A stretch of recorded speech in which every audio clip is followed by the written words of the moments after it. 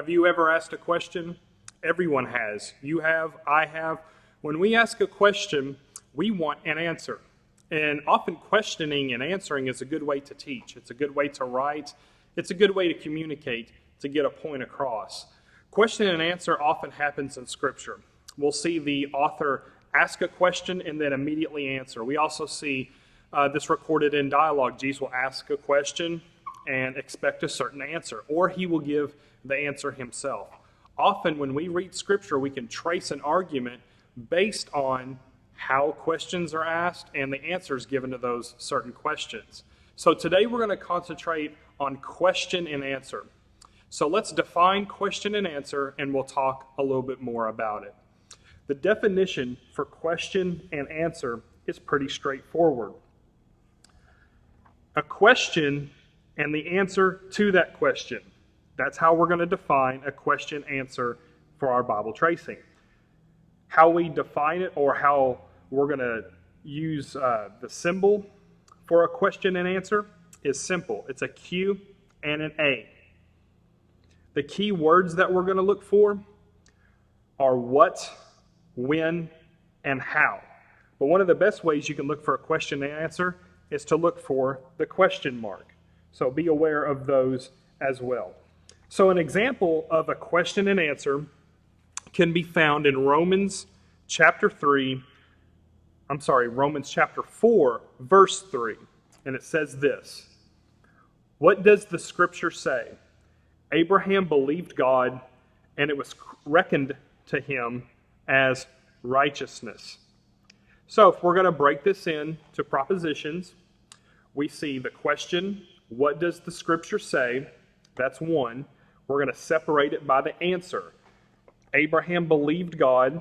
So the next thing we see is a separation for a series or a progression right there with the and. So we're going to separate it there. And it was credited to him, or reckoned to him, as your translation may say, as righteousness. So you should have three different propositions. What does the Scripture say? Abraham believed God, and it was reckoned to him as righteousness. So let's look at the first thing we want to take care of are the small things first, and then we connect the big ideas. So we immediately see that series or progression. So we're going to connect Abraham believed God, and it was reckoned to him as righteousness. We're going to connect those with a series. Now you may also see that I've noted it's either a series or a progression.